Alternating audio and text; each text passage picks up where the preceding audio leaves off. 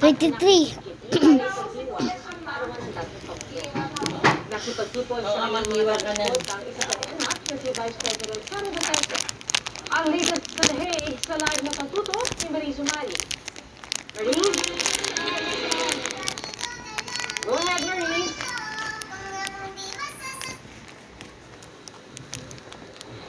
Yes, Pia, dalawang mukha nga ng pagtitipon ang nasaksihan o natunghayan. Pwede. Ikawalong po sa arawan ni dating Pangulong Rodrigo Duterte kahapon dito sa Scrivener Ay, na sa mga prison. type ko dyan. Makikita yung pagtitipon Type ng type mga, ko. Type ko. taga-suporta na ikinagiliwang sa kanyang buhay. At sa isang banda naman ay nagkaroon ng pagtitipon ang mga nananawagan naman para sa justisya, para sa mga biktima ng umunoy extrajudicial killings noong administrasyon Duterte. Ito na sa...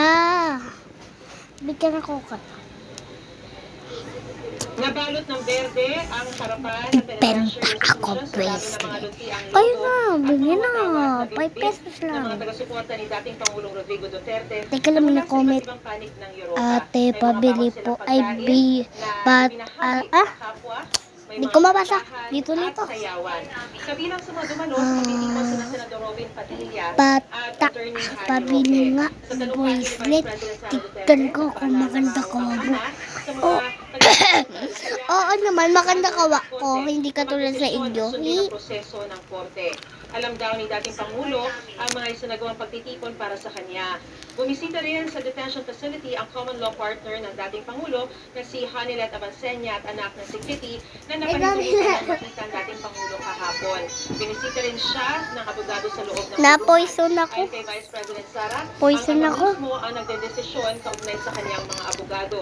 At kabilang daw sa pinag-aaralan ng kanilang kampo ang paghiling ng interim release. Narito po ang pahayag ni Vice President Sara Papapiliin Duterte. ko lang po kayo. Ito po. Gusto nyo or iba? Ito daw. Sinabi kasi ng customer, ito daw gusto niya. Pwedeng isa lang daw. Isa lang daw. Sige, pag isa lang, piso lang yung bayad. Joke lang boss. Interim release, if at all, there will be an interim release. But I understand Pwedeng ikaw ang titibok. the items that the lawyers are thinking about. Joke lang. Walang umorder, huy.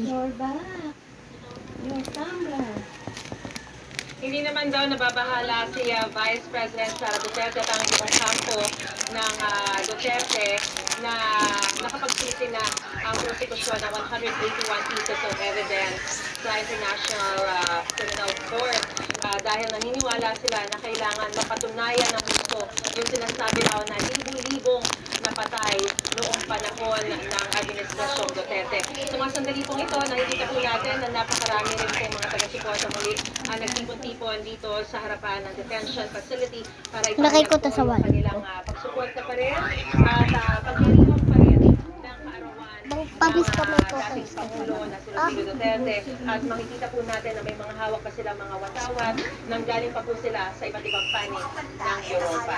So yun muna ang latest sa sitwasyon mula pa rin dito sa The Hague, Netherlands. Balik sa iyo, Pia. Maraming salamat, Marizuman. Sorry na.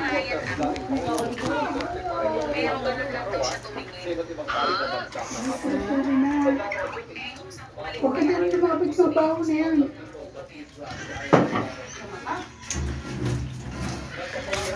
Eh, gusto mo kinakagat ako? Ay. Ikaw na lang magpakagat, magpakagat ka. Bibi, pera mo